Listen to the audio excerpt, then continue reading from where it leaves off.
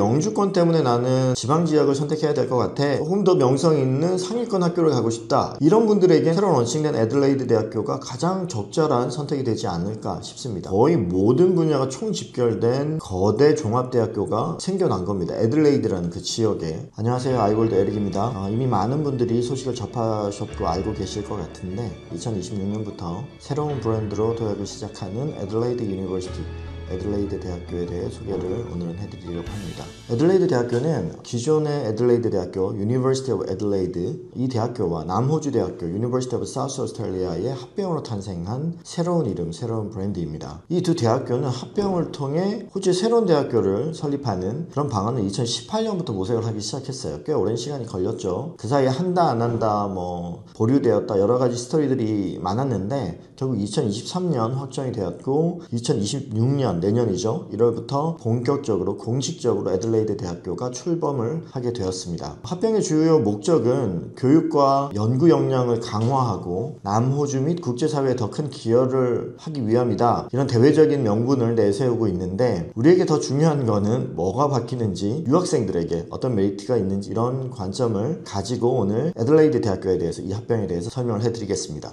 표면적으로 보면 애들레이드 대학교가 굳이 합병을 할 이유가 없어 보여요. 2025년 QS 랭킹, 세계 대학 순위를 발표하는 기관이죠. QS 랭킹 기준으로 애들레이드 대학교는 82위고요. 남호주 대학교는 340위권에 있어요. 그냥 봤을 때 애들레이드 대학교 입장에서 굳이 합병을 할 이유가 있었을까? 그렇게 생각될 수 있습니다. 남호주의 캐피탈 시티인 애들레이드에는 3개의 공립대학교가 있어요. 이 두 대학교 외에 플린더스 대학교가 더 있고 거기에 사립대학교인 포렌스나 카플란 이런 학교들까지 포함을 시킨다면 도시 규모에 비해서 대학교 숫자가 좀 많아 보여요. 그러다 보면 아무래도 어쨌든 서로 경쟁을 해야 되고 불필요한 소모가 많이 발생할 수밖에 없겠죠. 남호주 대학교, 애들레이드 대학교를 가보신 분들은 알겠지만 그 시티에 위치한 로스테라스, 그 지역에 있는 시티 캠퍼스 경우 바로 옆에 붙어 있어요. 그래서 어디까지가 남호주 대학교고 어디까지가 애들레이드 대학교인지 경계를 구분하기 어려울 만큼 붙어 있습니다. 간판만 바꾸면 깜짝같이 같은 캠퍼스라고, 같은 대학교라고 볼 수 있는 그런 상황이에요. 하지만 이런 그 단순한 어떤 하드웨어적인 상황 때문에, 효율성 때문에 합병을 하지는 않았겠죠. 애들레이드 대학교는 그룹 오브 8, G8이라고 불리우는 연구 중심의 호주 최상위권 대학교 중에 하나예요. 시드니대, 멜번대, UQ 등이 이 G8에 포함이 되어 있죠. 하지만 현실적으로 이 시드니대, 멜번, UQ, UNSW 이런 학교들만큼의 명성이 애들레이드 대학교가 있냐, 그만큼의 인기가 있냐, 그건 아니란 말이에요.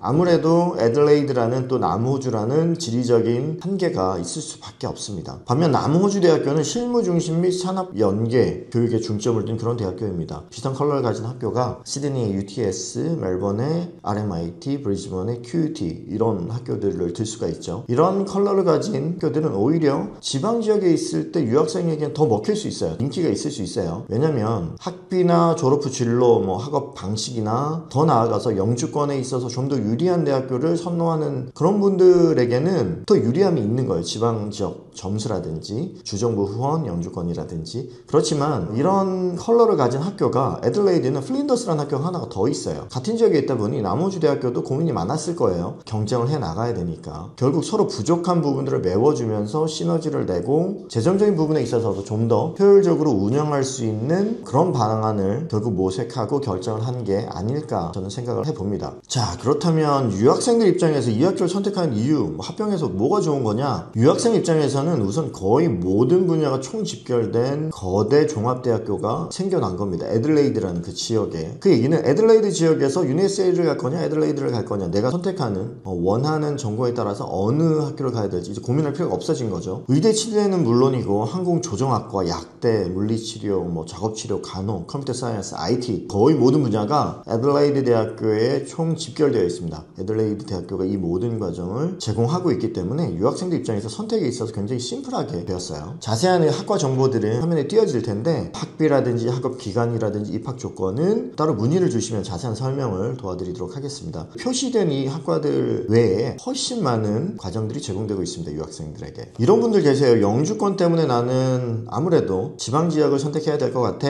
하지만 조금 더 명성 있는 상위권 학교를 가고 싶다. 이런 분들에게는 어떻게 보면 새로 런칭된 애들레이드 대학교가 가장 적절한 선택이 되지 않을까 않을까 싶습니다. 학비 부분은 유학생들에게 굉장히 중요하고 민감한 그런 부분입니다. 다른 G8 대학교들을 보면 학비가 굉장히 높은 편이에요. 이 대학교들에 비해서 애들레이드 대학교는 학비는 낮은 편이지만 실무 중심 교육을 제공하는 다른 중상위권 대학교들에 비하면 비슷하거나 약간 높은 편이라고 볼 수 있거든요. 하지만 유학생들을 위한 장학금이 이 애들레이드 대학교에 꽤 다양하게 제공이 되고 있습니다. 화면에 보시는 것처럼 최대 50%에서 낮게는 10%까지 다양한 장학금들이 유학생들에게 제공될 예정입니다. 50% 장학금은 인원이 굉장히 제한적이지만 15%에서 25% 장학금은 성적에 따라 자동 심사가 되고 제한이 없어서 충분히 노려보실 수 있는 그런 장학금이라고 생각이 됩니다. 그 외 기존 졸업생들에게 졸업생들이 다시 입학했을 경우 지급되는 동문 장학금과 또 연계교육기관을 통해서 패스웨이로 진학을 한 경우도 10% 장학금이 적용이 됩니다. 또 다른 부분을 꼽자면 보통 G8 대학교들은 디플로마를 통한 패스웨이 입학이 굉장히 제한적이에요. 하지만 애들레이드 대학교의 경우 두 학교가 합병을 하다 보니까 패스웨이 파트너들에 있어서도 다양한 선택이 가능한 장점이 있습니다. 지금 3개의 학교가 아마 화면에 보이실 텐데 이 3개의 컬리지를 통해 파운데이션 프로그램 혹은 다양한 디플로마 프로그램을 통해서 학점을 인정을 받고 편입하실 수 있는 그런 루트들이 좀 더 다양하다는 점도 애들레이드 대학교가 가지고 있는 장점이 아닐까 생각됩니다. 이렇게 편입으로 입학을 해도 10% 장학금이 적용될 수 있다는 점도 기억해 주시면 좋을 것 같습니다. 2026년 새로운 도약을 준비하고 있는 본격적인 시작을 준비하고 있는 애들레이드 대학교에 대해 오늘 설명을 해드렸습니다. 애들레이드 대학교와 남호주 대학교의 만남을 저는 한마디로 전통과 혁신의 만남, 전통과 혁신의 조화라고 표현하고 싶습니다. 좀 거창하게 들릴 수 있지만 그만큼 기대가 된다는 의미이기도 합니다. 아이월드는 애들레이드 대학교의 공식 에이전트입니다. 새롭게 도약하는 애들레이드 대학교에 대해 궁금하신 부분은 영상 설명에 링크되어 있는 카톡 채널로 문의를 주시면 자세한 상담과 안내 도와드리도록 하겠습니다. 감사합니다.